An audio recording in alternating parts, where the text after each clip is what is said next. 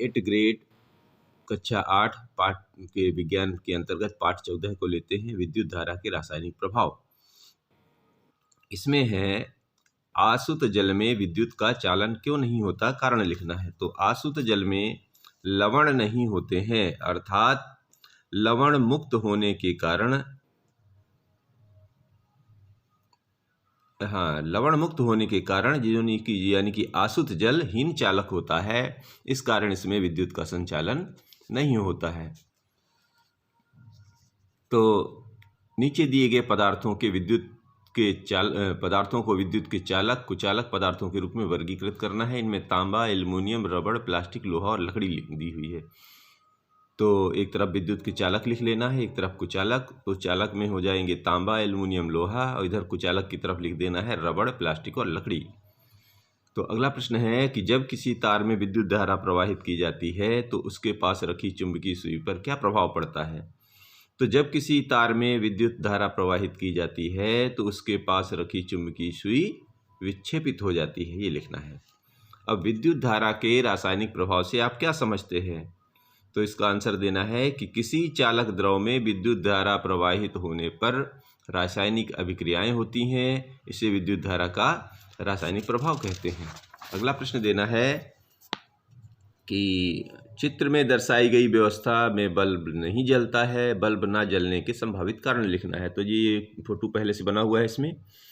तो इसमें लिखता है कि बल्ब न जलने के संभावित कारण, तो इसमें पहला लिख देना है तारों का संयोजन शिथिल होना, बल्ब का फ्यूज होना, और अगला लिख देना है द्रव का आसुत जल होना।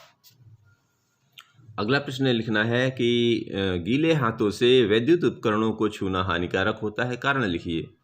तो गीले हाथ होने से विद्युत शीघ्रता से प्रवाहित हो जाती है, इस कारण विद्युत उपकरणों को गीले हाथों से छूना हानिकारक है।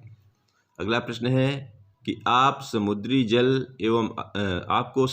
एवं आसुत जल दिए गए हैं, इनमें से कौन से जल का उपयोग आप परिपथ में चालक के रूप में करेंगे और क्यों, कारण लिखना है। तो समुद्री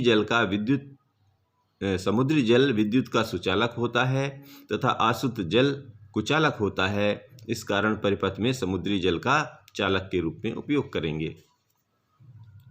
अगला प्रश्न है दैनिक जीवन में विद्युत लेपन के उपयोगों को सूचीबद्ध कीजिए। तो विद्युत लेपन जैसे कि हमने देखा है कि लोहे पर जिंक की परत चढ़ा दी जाती है, हैंडल, पहियों के रिम, इन पर क्रोमियम की परत चढ़ा दी जाती है, और आभूषण बनाने वाली सस्ती जो लोग होते हैं वो सस्ती धातुओं पर चांदी तथा सोने का विद्युत लेपन करके उन्हें बेचते हैं। इस प्रकार इसमें विद्युत लेपन का उपयोग होता है। अगला लिखना है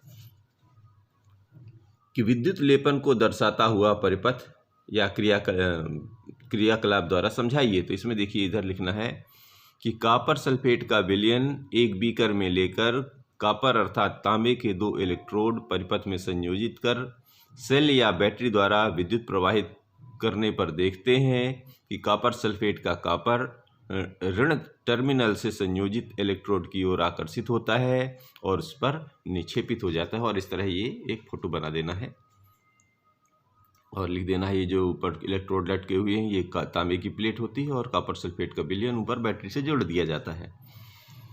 आगे प्रश्न है कि माचिस की खाली डिबिया, विद्युत तार, चुंबकीय सुई एवं बैटरी की सहायता से तैयार परिपथ का आरेख खींचिए। केवल ये फोटो बना देना है बस। इसमें यह माचिस की डिबिया के अंतर्गत इसमें यहाँ पर चुंबकीय सुई रख देना है, उधर एक तरफ बैटरी का चित्र बना देना है और इधर जो है एक तार को नीचे उतार देना है। तो इस तरह ये हमारा परिपथ बन जाता है। अगला प्रश्न लेते हैं कि एक तालिका दी गई है, इसमें परिवर्तनों को लिखना है। तो ये जो तालिका में देखिए एक तरफ पदार्थ दिए हुए हैं, एक तरफ चुंबकीय सुई विक्षेप दर्शाती है या नहीं ये लिखना है और सुचालक को चालक लिख देना है।